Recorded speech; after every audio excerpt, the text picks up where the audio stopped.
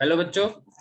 तो आज हम डिस्कस करने जा रहे हैं इलेक्ट्रोस्टैटिक्स चैप्टर का रिवीजन। राइट, फटाफट से रिवीजन करेंगे। बहुत ही अच्छा चैप्टर है, काफी वेटेज है इस चैप्टर का, काफी सारे क्वेश्चंस आते हैं इसके अंदर। तो अच्छे से हम इसका रिवीजन करेंगे ताकि एक एक कॉन्सेप्ट अपने क्लियर हो जाए। राइट, तो स्टार्ट करते हैं इलेक्ट्रोस्टैटिक्स से।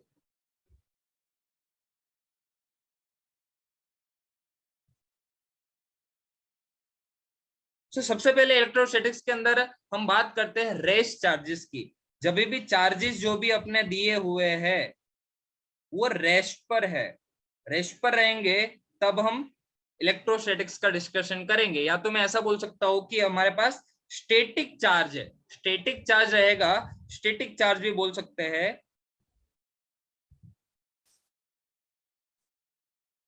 जब चार्ज जो है अपना रेस्ट पर रहेगा तब हम इलेक्ट्रोस्टैटिक्स का डिस्कशन करेंगे। चलिए, हमारे पास जो दो फंडामेंटल चार्जेस है, एक तो है पॉजिटिव चार्ज और दूसरा है negative charge. Right, positive and negative. अगर हमारे पास दो पॉजिटिव चार्जेस होंगे, राइट, तो हमें पता है उनके बीच में क्या होगा, अट्रैक्शन या रिपल्शन। रिपल्शन, राइट, नफरत। या अगर प्लस और माइनस की बात करूं तो उन दोनों के बीच में क्या होगा, अट्रैक्शन।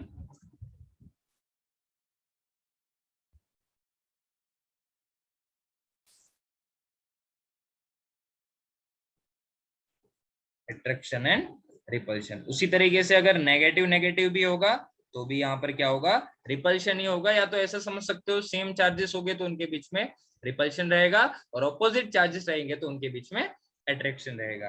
राइट, चलिए, अब जो ये चार्जेस है उनकी कुछ वैल्यू पर्टिकुलर फिक्स रहती है, जिसके अंदर हमें मिनिमम वैल्यू ऑफ चार्ज, ठीक है, अगर मैं बात करूं चार्जेस की मिनिमम वैल्यू की, ठीक है, मिनिमम वैल्यू ऑफ चार्ज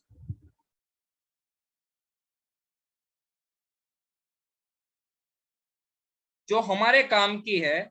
वैसे मिनिमम वैल्यू ऑफ चार्ज और भी कम क्वार्क्स वगैरह पार्टिकल्स आ गए, ठीक है, बट हमारे लिए मिनिमम वैल्यू ऑफ चार्ज हमारी वैल्यू होती है ई के बराबर। राइट, जिसकी वैल्यू क्या है बच्चों, 1.6 इंटू 10⁻⁻19 कुलम, और यहाँ पे तुम लोग लिख लो प्लस और माइनस। ठीक है, मिनिमम वैल्यू होगी -1.6 into 10⁻⁻19 coulomb, which is the charge on one electron.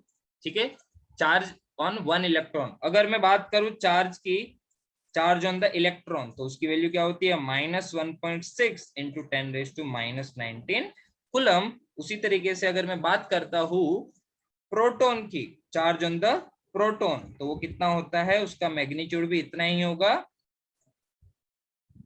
Right, but sign उसकी जो है वो पॉजिटिव हो जाती है। तो हम या तो डिस्कशन करेंगे इलेक्ट्रॉन का या करेंगे प्रोटॉन का, और आगे जाके हमारा न्यूट्रॉन के बारे में भी डिस्कशन आएगा। न्यूट्रॉन को हम n0 से n0 से डिनोट कर सकते हैं, जिसके ऊपर कोई चार्जेस नहीं है, ये एक न्यूट्रल की तरह बिहेव करता है, न्यूट्रल है, इसके ऊपर चार्ज जीरो है। तो हमारे पास फंडामेंटल जो चार्ज है, minimum value of charge possible है, उसकी वैल्यू है e, which is the charge on one electron, ऐसा बोल सकते हो, या तो charge on one proton. Right, negative के अंदर होएगा तो इलेक्ट्रॉन का चार्ज है, और प्लस आएगा तो वो प्रोटॉन का चार्ज है। ठीक है, और भी इससे कम वैल्यूज पॉसिबल है, E/3 2E/3 क्वार्क्स पार्टिकल जो रहते हैं, up quarks down quarks, right, रहते हैं। ऐसा कुछ जरूरी नहीं है कि इतना ही हो, कम रहते हैं, बट हमारे लिए ई हमें पूछा गया है तो हमें ई कंसिडर करना है। राइट, चलिए, अब चार्जेस की कुछ प्रॉपर्टीज रहती है। ठीक है, अब चार्ज पहली बात तो इंड्यूस कैसे होते हैं, तो इंडक्शन ऑफ चार्ज पे मैं थोड़ा डिस्कशन करूंगा।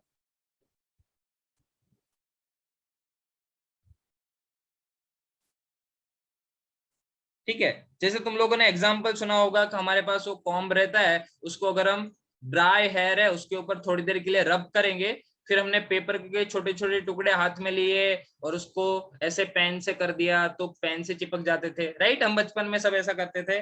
तो ये रियलिटी में क्या हुआ, ये चार्ज इंड्यूस हुआ यहाँ पर। उसी तरीके से अगर मैं तुम्हें एग्जाम्पल दू ग्लास रॉड का, लेट से अपने पास एक ग्लास रॉड है और लेट से हमारे पास सिल्क है, ठीक है, सिल्क है और ग्लास रॉड है, और अगर इन दोनों को मैंने रब किया तो भी इन पे चार्जेस प्रोड्यूस हो गए। जो ग्लास रॉड है उसके ऊपर पॉजिटिव चार्ज प्रोड्यूस हो जाता है, और सिल्क है उसके ऊपर नेगेटिव चार्ज प्रोड्यूस हो जाता है। तो ये बेसिकली ट्रांसफर ऑफ चार्जेस से होता है। ठीक है, चार्ज जो इंड्यूस हुआ चार्ज, ठीक है, चार्ज का ट्रांसफर होता है, इंड्यूस होता है। अब जैसे मैं बताऊं कि अगर लेट से मेरे पास एक पॉजिटिवली चार्ज रॉड है जिसके ऊपर पॉजिटिव पॉजिटिव चार्ज एकदम बिखरा हुआ है, ठीक है, उसको मैं एक न्यूट्रल, एक गोला है, न्यूट्रल कंडक्टर है, उसके पास ले आया, ठीक है, तो क्या होगा? अब ये कंडक्टर तो न्यूट्रल ही है, राइट, बट ऐसा नहीं होगा कि यहाँ से चार्ज फूट के इसके ऊपर चला गया, राइट, ऐसा भी नहीं होगा, कंडक्टर तो न्यूट्रल ही रहेगा, बट इसके अंदर होगा क्या कि ये जो पॉजिटिव चार्ज है, पॉजिटिव चार्ज नेगेटिव चार्ज को अट्रैक्ट करेगा, राइट, तो ये जो कंडक्टर का ऊपर वाला पार्ट है वहां हर जगह नेगेटिव चार्ज डिस्ट्रीब्यूट हो जाएगा इस तरीके से, और जो दूसरा पार्ट है वहां पर सारा पॉजिटिव चार्ज एक्यूमुलेट हो जाएगा इस तरीके से, ठीक है। तो ये मैं बोल सकता हूँ कि ये चार्ज का इंडक्शन हुआ, इंड्यूस हुआ है चार्ज, ठीक है। फिर ये रब करने से हम चार्ज को ट्रांसफर कर सकते हैं। एक चीज, कोई भी बॉडी है वो अगर चार्ज्ड है, वो किसी भी बॉडी को मैं चार्ज कैसे कर सकता हूँ? लेट्स से कि अपने पास एक बॉडी है, एक सिंपल, उसको मुझे चार्ज करना है, लेट्स से दो बॉडी है, दोनों अभी इनिशियल न्यूट्रल है, ये दोनों न्यूट्रल बॉडीज को मुझे चार्ज करना है, तो मैं क्या करूंगा, एक बॉडी से इलेक्ट्रॉन निकालूंगा और दूसरी बॉडी में सिंपली भेज दूंगा, राइट, बहुत ही अच्छे तरीके से, सिंपल तरीके से। तो चलिए, एक में से इलेक्ट्रॉन निकाला मैंने, दूसरे में भेजा। अब जिसमें से हम इलेक्ट्रॉन निकालते हैं, इलेक्ट्रॉन के ऊपर कैसा चार्ज रहता है बच्चों? नेगेटिव चार्ज रहता है। नेगेटिव चार्ज में अगर किसी से निकालूंगा तो क्या हो जाएगा? पॉजिटिव हो जाएगा। और नेगेटिव अगर किसी पे गया तो भाई नेगेटिव होना ही होना है, राइट। तो हमें एक बात याद रखनी है कि जहां से चार्ज निकलता है, जहां से इलेक्ट्रॉन निकलता है, हम जनरली इलेक्ट्रॉन्स को ही निकालते हैं, राइट, हमें एटॉमिक स्ट्रक्चर हमने पढ़ा हुआ है, तो न्यूक्लियस रहता है, उसके आसपास ऑर्बिट्स रहती है जिसके अंदर इलेक्ट्रॉन्स रहता है, तो इलेक्ट्रॉन्स को हम आराम से निकाल सकते हैं। तो इलेक्ट्रॉन्स का ट्रांसफर करके हम किसी के अंदर चार्ज का प्रोडक्शन कर सकते हैं, उसको बोल सकते हैं कि ये बॉडी अब चार्ज्ड है, ठीक है। जैसे पहले न्यूट्रल थी, मैंने एक इलेक्ट्रॉन निकाल के यहाँ दे दिया, तो इसके ऊपर कितना चार्ज हो गया? -E, और इसके ऊपर हो गया +E। लेट्स से अगर मैं दूसरा इलेक्ट्रॉन निकालू, दूसरा इलेक्ट्रॉन निकाल लिया, दूसरा इलेक्ट्रॉन निकाल लिया, तो इसके ऊपर चार्ज कितना हो गया? +2E, और एक इलेक्ट्रॉन तो इसके ऊपर था ही, और दूसरा और चला गया, तो इसके ऊपर क्या चार्ज हो गया? -2E। या तो तुम लोग डायरेक्टली ऐसा बोल सकते हो कि दो चार्ज निकाला, दो चार्ज गया इधर, तो -2 इसके ऊपर, +2E इसके ऊपर। तो इस तरीके से हम बोल सकते हैं कि ये बॉडी पॉजिटिवली चार्ज होगी जहां से इलेक्ट्रॉन निकले, जहां पे इलेक्ट्रॉन गए वो नेगेटिवली चार्ज, राइट। अब इस बात से हमें एक बात पता पड़ेगी कि जो मैंने चार्ज का ट्रांसफर किया, मैं कभी ऐसा नहीं कर सकता कि मैंने आधा चार्ज ट्रांसफर किया, राइट। कभी ऐसा बोला कि मैंने आधा इलेक्ट्रॉन ट्रांसफर किया या 2 इलेक्ट्रॉन ट्रांसफर किया, ऐसा बोल सकते हैं? डाई इलेक्ट्रॉन ट्रांसफर किया 2.5, या 3.5 इलेक्ट्रॉन ट्रांसफर किया? नहीं, ऐसा हम बिल्कुल नहीं बोल सकते, राइट। तो हमें एक बात हमेशा याद रखनी है कि ये जो चार्जेस जो है वो हमेशा इंटीजर मल्टीपल में ही होंगे, ठीक है। हम ऐसा नहीं बोल सकते कि इसके ऊपर, जैसे मैंने अभी बोला इसके ऊपर +2E हो गया, +2E कैसे हुआ? दो इलेक्ट्रॉन निकले तब, ठीक है, तब +2E हो गया। मैं ऐसा नहीं बोलूंगा ढाई इलेक्ट्रॉन निकल गए, तो ऐसा नहीं बोलूंगा कि +2.5 हो गया, नहीं, दैट इज रॉन्ग, ठीक है। सो जो पहली प्रॉपर्टी है चार्ज की, जिसको मैं बोलूंगा क्वांटाइजेशन ऑफ चार्ज,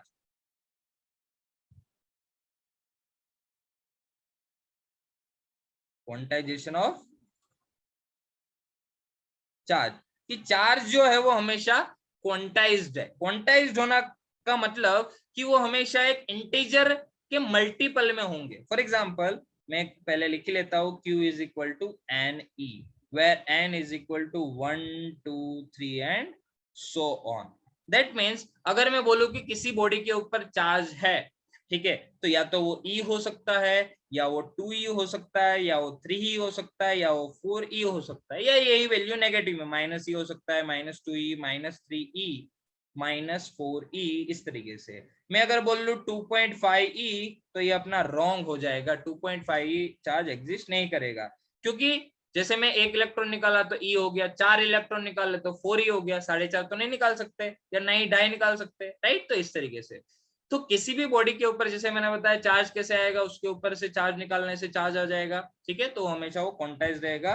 तो लेट से अगर मुझे किसी बॉडी के ऊपर चार्ज दिया है, लेट से मुझे ऐसा दिया है किसी बॉडी के ऊपर 5 कूलम चार्ज है, लेट से छोटा सा क्वेश्चन, 5 कूलम चार्ज दिया है, मुझे बोला है कि इसके अंदर नंबर ऑफ इलेक्ट्रॉन कितने हैं, नंबर ऑफ इलेक्ट्रॉन्स कितने हैं। तो सिंपली हमें फॉर्मूला क्या लगाना है बच्चों? Q is equal to NE, where E is the charge on the electron and N is the number of electron and Q is the charge। तो ये क्या आ गया? 5 that is equal to N into E, and the value of E which is 1.6 into 10 raised to -19, ठीक है।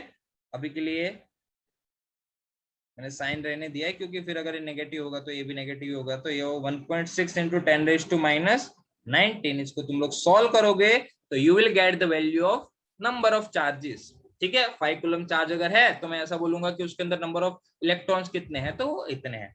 ठीक है, तो Q is equal to any simple quantisation of charge से हम निकाल सकते हैं। दूसरी जो प्रॉपर्टी है चार्ज की, ठीक है, इसको अपन बोलते हैं कंजर्वेशन ऑफ चार्ज। हमने सबने कंजर्वेशन ऑफ चार्ज पढ़ा ही है कि जो चार्ज है वो हमेशा कंजर्व्ड रहेगा। फॉर एग्जाम्पल, अगर मैं तुम्हें एक एग्जाम्पल छोटा सा तो लेट्स से कि एक कोई सिस्टम है, उसके अंदर हम लेट्स से कि इस तरीके से कुछ बना लेते हैं, राइट। लेट्स से इसके ऊपर 2 कूलम चार्ज है, इसके ऊपर 3 कूलम चार्ज है और उसके ऊपर 7 coulomb charge. Initially 2 coulomb, 3 coulomb and 7 coulomb. मैंने क्या किया, इस सिस्टम के अंदर कुछ छेड़खानी कर दी और आंखों को मुंह से रिप्लेस कर दिया और लेट्स से दांत के 3 टुकड़े कर दिए, है ना। तो अपन ऐसा बोलेंगे कि लेट्स से कि इसके ऊपर 7 कूलम या -7 कूलम चार्ज है, इस वाले के ऊपर 1 कूलम चार्ज है, इस वाले के ऊपर -3 कूलम चार्ज है। सो what is a charge on the last part. ठीक है, तो यही वाली सिस्टम इसके अंदर कन्वर्ट हो गई है। तो मैं ऐसा बोलूंगा कि इस सिस्टम में, पहली वाले सिस्टम के अंदर जितना चार्ज था उतना ही चार्ज बाकी वाले सिस्टम में भी आएगा। इन द सेंस चार्ज जो है वो हमेशा कंजर्व रहेगा। इसको हम बोलते हैं कंजर्वेशन ऑफ चार्ज, उसको कोई हम डिस्ट्रॉय नहीं कर सकते। दैट मीन्स इनिशियली अगर मैं ये वाली पहली सिस्टम के अंदर बात करूं तो 7 और 3 10, 10 और 2 12, राइट। तो इसके अंदर 12 कूलम्ब चार्ज है और इसके अंदर देखेंगे ये जो पूरा सिस्टम मिलके जो भी सिस्टम बनेगा उसके अंदर भी कितना चार्ज होगा बच्चों, 12 कूलम्ब ही होना चाहिए, because this is what conservation of charges, right. So that is -7 plus एक के ऊपर है 1, फिर -3 और लास्ट वाले के ऊपर लेट से है x जो हमें निकालना है, और इन सबका टोटल क्या होना चाहिए, 12 ही होना चाहिए, राइट। बिकॉज चार्ज हमेशा कंजर्व रहेंगे, वो बात हमें पता है। तो यहाँ से हमें x की वैल्यू आ जाएगी बच्चों, क्या आ जाएगी, 12 प्लस 7 और 3 10 -1, तो ये आ जाएगा 21 कूलम, राइट। तो इस तरीके से हम कंजर्वेशन ऑफ चार्ज को यूज कर सकते हैं। बहुत इजी है कि चार्ज हमेशा कंजर्व रहेगा, राइट। अब हम बात करते हैं चार्ज के बीच में जो फोर्स लगता है उसकी। फोर्स के बारे में तो हम जानते हैं, ये force is a vector quantity, unit है न्यूटन वगैरह वगैरह वगैरह, राइट। सो हम बात करते हैं सीधा कूलम्ब्स लॉ की।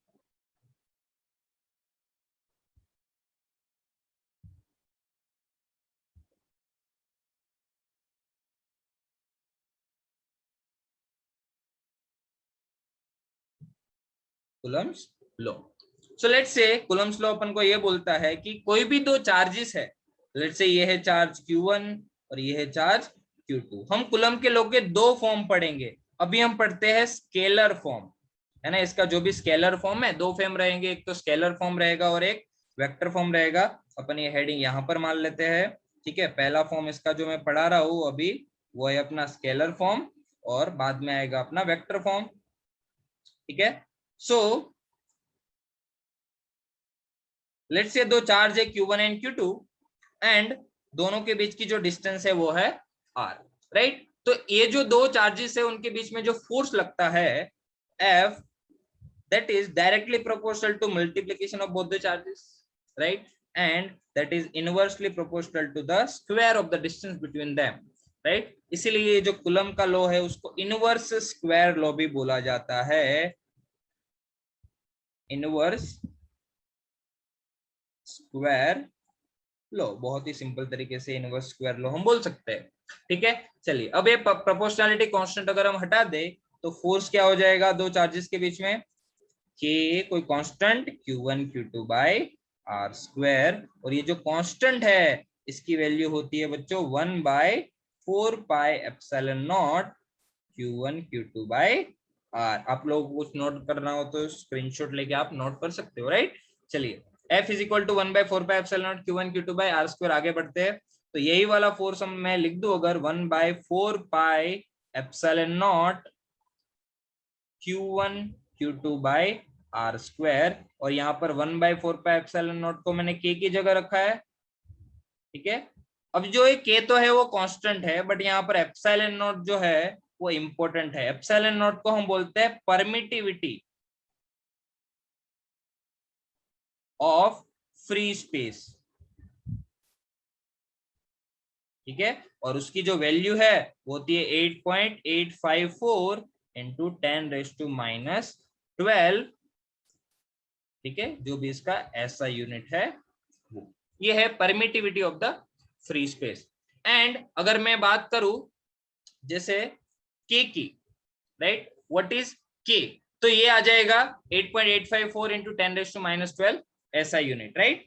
चलिए अब यहाँ पर हम एप्सिलॉन नॉट का यूनिट भी निकाल सकते हैं। ध्यान से देखोगे तो एफ का यूनिट है वो न्यूटन हो जाएगा, आर जो है वो तो डिस्टेंस है तो वो अपन मीटर में लिख सकते हैं, Q1 Q2 चार्ज है, चार्ज का यूनिट अपने को पता है क्या होता है, कुलम रहता है, तो ऊपर दो चार्जेस है तो ऊपर कुलम स्क्वायर हो जाएगा, नीचे मीटर स्क्वायर हो जाएगा। तो हम अगर एप्सिलॉन नॉट का यूनिट लिखे तो देखो बच्चों क्या हो जाएगा, एप्सिलॉन नॉट को ऊपर ले जाओ तो अपने पास आ जाएगा कुलम स्क्वायर पर न्यूटन इंटू मीटर स्क्वायर। इसका तुम्हें डायमेंशन फॉर्मूला भी पूछ सकते हैं।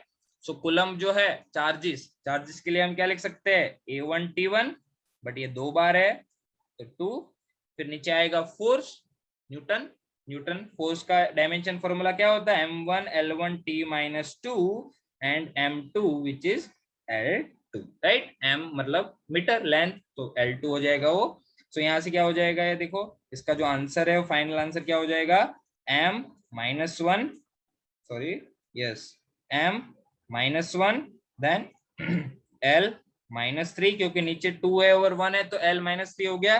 देखो अब T ऊपर 2 है, T-2 ऊपर आया तो ये T⁻⁴ हो जाएगा और A हो जाएगा 2, right. So this is the dimension formula for epsilon naught which is the permittivity of the free space. आपको एग्जाम के अंदर 1 मार्क्स में पूछ सकते हैं permittivity of the free space, right. अब तुम्हें K जो है, K is equal to 1/4 pi epsilon naught, मैंने यहाँ पर लिखा हुआ है, एक बार मैं वापस उसको मिटा के नीचे लिख देता हूँ, राइट। ये जो कांस्टेंट हमने लिखा था that was equal to 1/4 pi epsilon naught, epsilon naught वगैरह की वैल्यू रखेंगे तो ये जो के है, के की वैल्यू बच्चों आती है 9 इंटू 10⁻⁹ SI यूनिट। ये जो के है that is nothing but 9 into 10⁻⁹, इसका जो भी SI यूनिट आता है वो। और तुम्हें एक बात पता पड़ेगी कि जो भी यूनिट एप्सिलॉन नॉट का है उसका उल्टा यूनिट आएगा किसका, के का, राइट। सो ये बेसिक स्केलर फॉर्म है कुलम के लॉ का, ठीक है।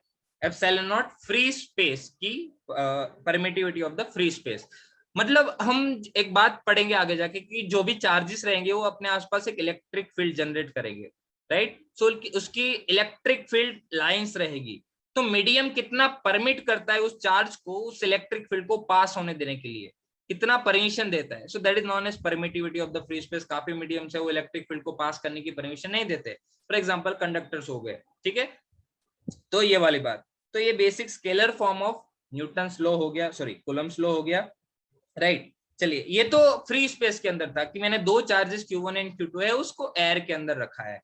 लेट्स से अगर मैं कोई मीडियम की बात करूं, या तो तुम लोग हेडिंग मार सकते हो कूलम्स लॉ इन मीडियम, जब भी मीडियम की बात करी हो तुम्हारे साथ तो तुम लोग क्या कर सकते हो, मीडियम का मतलब कि दो चार्जेस है Q1 and Q2, medium, let's say दो चार्जेस है Q1 एंड Q2, और दोनों को अब मैंने एयर के अंदर नहीं रखा है, मैंने उन दोनों को कोई एक मीडियम के अंदर रखा है जिसका डाइलेक्ट्रिक कांस्टेंट है के। अब पहले वाले के तो एक तो अलग कांस्टेंट था, ये जो के है दैट इज नॉट नॉर्मल के बच्चों, ये अपना डाई इलेक्ट्रिक कांस्टेंट है, डाइलेक्ट्रिक कांस्टेंट ऑफ मीडियम, ठीक है। ये अलग अलग मीडियम पे डिपेंड करेगा, ठीक है। डाइलेक्ट्रिक कांस्टेंट लिखा है मैंने यहाँ पर, dielectric constant of medium. Air जो है, एयर के लिए इस के की वैल्यू बच्चों हो जाती है 1, ये वाली बात हमें याद रखनी है, ठीक है। तो जैसे कि मैंने इन दो चार्जेस को अब कोई मीडियम के अंदर रखा है तो उनके बीच का जो फोर्स है वो क्या हो जाएगा 1/4 पाई। अब देखो वहां पर एप्सिलॉन नॉट था, that was the permittivity of the free space, तो फ्री स्पेस कितना परमिट करेगा इलेक्ट्रिक फील्ड लाइंस को पास करने के लिए, बट अभी मैंने किसी और मीडियम के अंदर रख दिया, सो वो मीडियम जो है वो कितना पास करेगा, तो हमें यहाँ पर उस मीडियम की परमिटिविटी लिखनी पड़ेगी, एंड यहाँ आ जाएगा Q1 Q2 by r square, और यही जो परमिटिविटी है उसको मैं लिख लूंगा एप्सिलॉन नॉट इनटू के, Q1 Q2 by r square simple, where epsilon is equal to epsilon naught into k. Epsilon is the permittivity of the medium, epsilon nought is the permittivity of the free space, k is the dielectric constant of the medium. तो मैं ऐसा बोल सकता हूं यहाँ पर कि भाई ये के जो है उसकी वैल्यू क्या होगी, एप्सिलॉन बाय एप्सिलॉन नॉट। उसको हम ER भी बोल सकते हैं। ER का मतलब होता है बच्चों रिलेटिव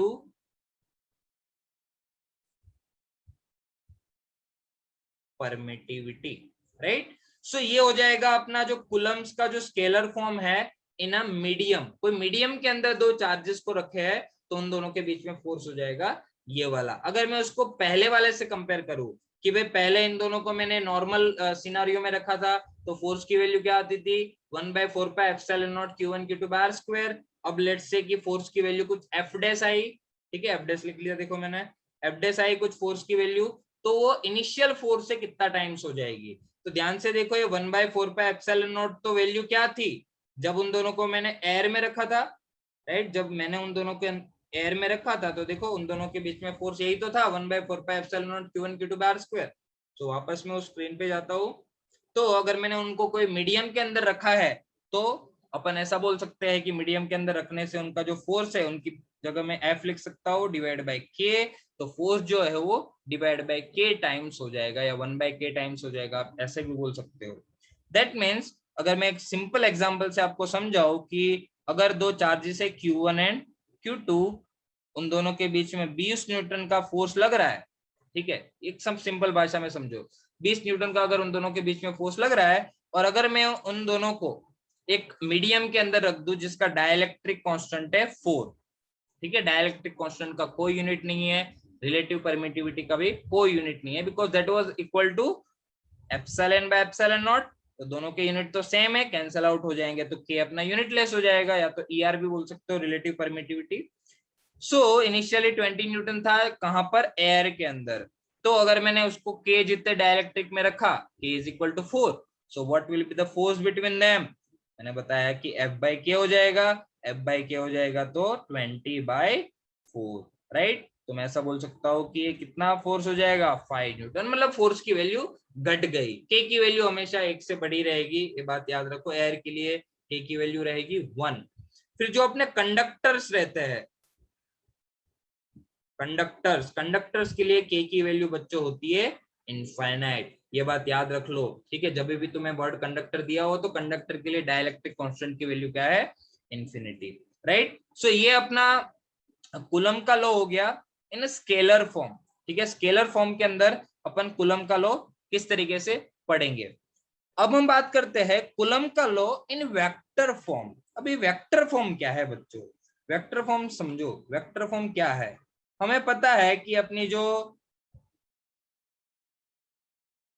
फोर्स है वो वेक्टर क्वांटिटी है, राइट। लेट्स से अगर मैं बात करूं यहाँ पर चार्ज है Q1 और यहाँ पर चार्ज है Q2, ठीक है। उन दोनों को मैंने ओरिजिन से कुछ वेक्टर्स पे रखा होगा, इसका पोजीशन वेक्टर है R1, इसका पोजीशन वेक्टर है R2, राइट। और अगर मैं बात करूं इसकी, ठीक है, सो लेट्स से अगर मैं बात करूं F21, F21 जो है इसको आज से मैं बोलूंगा force on 2 due to 1, right, force on 2, दूसरे के ऊपर फोर्स ड्यू टू 1। उसी तरीके से अगर मैं बात करूं F21 की, सॉरी F12 की, तो F12 क्या हो जाएगा, फोर्स ऑन 1 ड्यू टू, ठीक है, 1 के ऊपर फोर्स हो जाएगा दूसरे के लिए। और जितना फोर्स एक दूसरे पे लगाएगा उतना ही फोर्स दूसरा पहले पे भी लगाएगा, बट उन दोनों की डायरेक्शन अलग अलग होगी। दैट मीन्स अगर मैं एक आपको सिंपल तरीके से एक एग्जांपल समझाऊं कि भाई लेट्स से कि ये चार्ज है Q1 और इधर ये चार्ज है Q2, या तो ऊपर वाले एग्जांपल में ही समझ लेते हैं, Q1 Q2 चार्ज दिया हुआ है मैंने, राइट। तो लेट्स से अगर मैं बात करूं फोर्स ऑन 2 ड्यू टू 1, ठीक है, सो सेकंड वाले चार्ज के ऊपर फर्स्ट वाले चार्ज की वजह से इस डायरेक्शन में फोर्स लगेगा, राइट डायरेक्शन में, देखो मैंने ब्लू पेन यूज की है, ठीक है। और उसको मैं क्या बोलूंगा बच्चों, F21। और उसी तरीके से मैं F12 की बात करूं तो F12 इस डायरेक्शन में आएगा, राइट, F12। अगर मैं F21 का इक्वेशन लिखूं एंड F12 का इक्वेशन लिखूं एक एक बात पहले तो ये समझते हैं कि इन दोनों का जो मैग्नीट्यूड है वो इक्वल रहेगा, क्योंकि ध्यान से देखोगे अगर मैं F12 लिखता हूँ फोर्स ऑन 1 ड्यू टू 2, तो वो क्या हो जाएगा K Q1 Q2 by R square. But यहाँ पर मैंने वेक्टर लिया है तो दोनों साइड वेक्टर लिखना ही पड़ेगा, तो हम यहाँ पर यूज करते हैं R वेक्टर, राइट। ये क्या है, R unit vector, it is a unit vector along the direction of, you can say force on 1 due to 2 है ना, तो 2 से 1 की जो डायरेक्शन होगी जिसको हम R12 भी बोल सकते हैं, ठीक है। ये रियलिटी में वो है, तो इसको अपन ऐसे लिख सकते हैं K Q1 Q2 by R square. और यूनिट वेक्टर को हम क्या लिख सकते हैं, unit vector is nothing but it is a vector divide by उसका मैग्नीट्यूड। लेट्स से अपने पास A यूनिट वेक्टर है तो उसको क्या लिख सकते हैं, A vector divide bye A का मैग्नीट्यूड, ठीक है सिंपल, या तो सिंपल A भी लिख लो वो भी चलेगा।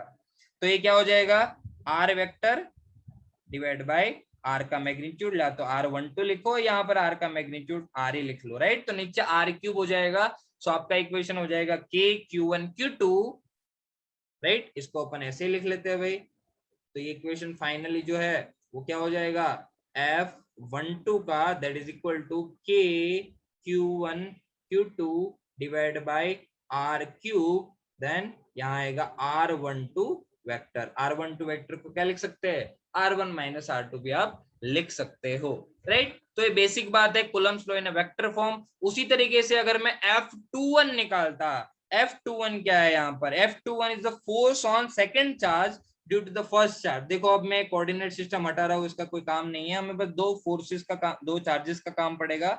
सो what is the force on 2 due to 1, ठीक है, सेकेंड चार्ज के ऊपर फर्स्ट चार्ज की वजह से कितना फोर्स लगेगा, so that will be K Q1 Q2 by R square. और यहाँ पर वापस एक बार यूनिट वेक्टर आ जाएगा, बट ये यूनिट वेक्टर किसकी डायरेक्शन में होगा, in the direction 2 1, right. So it will be K Q1 Q2 by R cube. उसी तरीके से मैं यहाँ लिख सकता हूँ R21, ठीक है, या तो उसको R2 माइनस R1 भी आप लिख सकते हो, राइट। तो हमें एक बात पता पड़ी कि यहाँ पर दोनों का जो मैग्नीट्यूड है, राइट, अगर मैं ये वाले की बात करूं, इस वाले की और इस वाले की, दोनों का अगर मैं मैग्नीट्यूड निकालूंगा तो मैग्नीट्यूड इक्वल आएगा, बट डायरेक्शन ऑपोजिट है, क्योंकि फर्स्ट वाला चार्ज लेफ्ट साइड फोर्स लगाएगा, सॉरी फर्स्ट वाला चार्ज है वो राइट साइड फोर्स लगाएगा सेकंड वाले चार्ज पे, और सेकंड वाला चार्ज है वो लेफ्ट साइड फोर्स लगाएगा, ठीक है। तो अपन बोल सकते हैं कि ये जो F1 एंड F2 है, F12 एंड F21, इन दोनों का मैग्नीट्यूड इक्वल है, क्योंकि देखो मैग्नीट्यूड तो हमें यहाँ दिख ही रहा है, रेड सर्कल किया है जो मैंने, मैग्नीट्यूड तो दिख ही रहा है, बट यहाँ पर डायरेक्शन दोनों की अपोजिट है। तो मैं यहाँ पर एक बात लिखूंगा, सबसे ऊपर लिख रहा हूँ, देखो F21 वाली लाइन को मिटा के, ठीक है, कि हमारे पास जो F21 है that is equal to minus time F12, right. F21 is equal to minus time F12, इसको थोड़ा पास में लिख लेते हैं,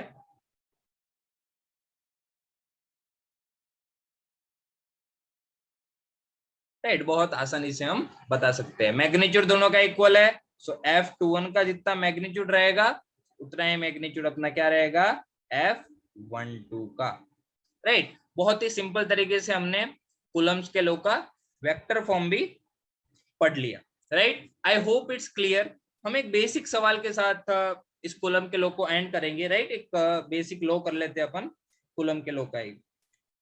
चलिए, मुझे लेट्स से कि कोई भी एक टाइप का स्क्वायर है या ट्रायंगल ले लो, है ना, लेट्स से कि अपने पास ट्रायंगल है या कोई भी कोऑर्डिनेट सिस्टम पे तुम्हें दो चार्जेस दिए होंगे, लेट्स से हम एक ट्रायंगल का ही एग्जांपल लेते हैं, ठीक है। सो लेट्स से हमारे पास एक ट्रायंगल है, let's say triangle ABC, equilateral triangle है, इक्विलेटरल ट्रायंगल है इन द सेंस ये जो एंगल है वो कितना होगा, 60 डिग्री। बहुत ही बेसिक सवाल है, एक सवाल करोगे, बाकी कितने भी है तुम्हें प्रैक्टिस करनी है आप कर सकते हो, ठीक है, सिमिलर टाइप का रहेगा। सो लेट्स से कि अगर मैं तीनों के तीनों जो पॉइंट्स है उस पे चार्ज रख दूं Q, ABC तीनों पे मैंने QQ चार्ज रखा हुआ है, और जो इक्विलेटरल ट्रायंगल है उसकी साइड लेंथ कितनी है, A है। तो मुझे ऐसा पूछा है find out the force on A, right. तो पहले तो इसको स्टॉप करके आप लोग ट्राई कर सकते हो, अगर मुझे ए पे फोर्स निकालना है तो हम कैसे निकालेंगे, ठीक है भाई। तो देखो बहुत ही बेसिक सवाल है, ट्राई करते हैं अपन।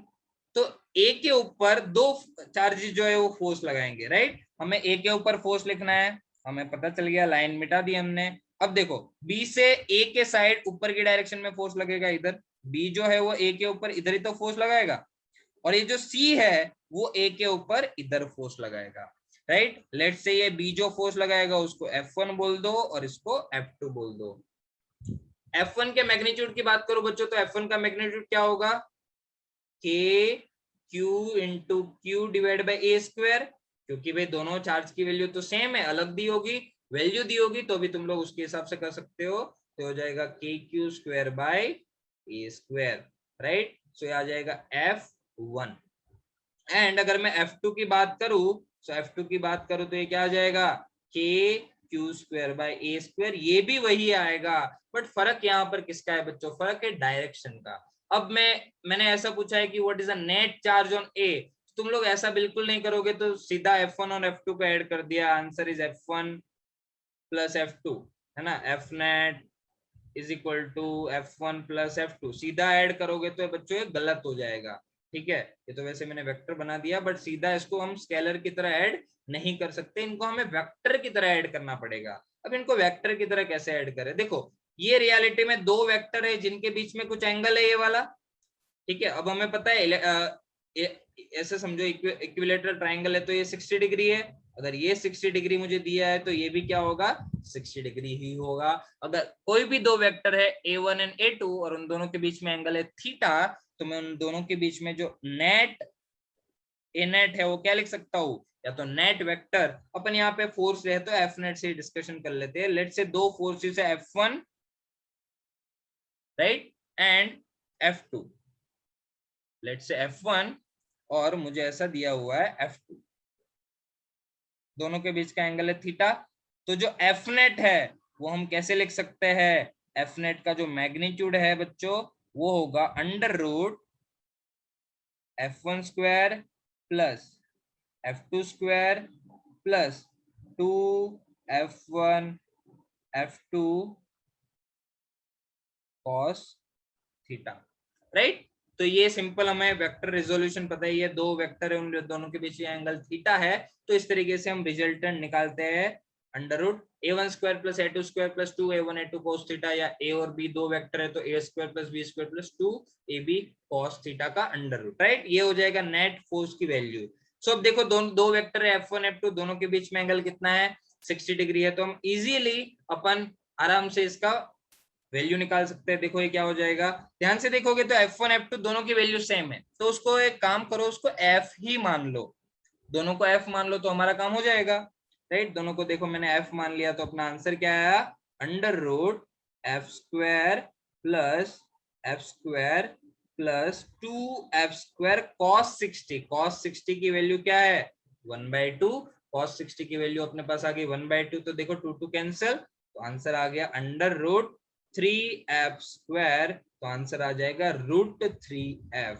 देख लो तुम लोग नॉर्मली ऐड करते ना तो तुम्हारा आंसर आता 2F, राइट, तो गलत हो जाता हो तो आंसर आएगा रूट 3F, और F की वैल्यू तो हमने ऊपर लिखी रखी है जो है के q square by A square, so this became the force between those two charges. इस तरीके से कूलम का लॉ हम बहुत ही इजी तरीके से इस्तेमाल कर सकते हैं, ठीक है भाई, थैंक यू, राइट। तो ये है अपना Coulomb's law in a medium and also Coulomb's law in a vector form.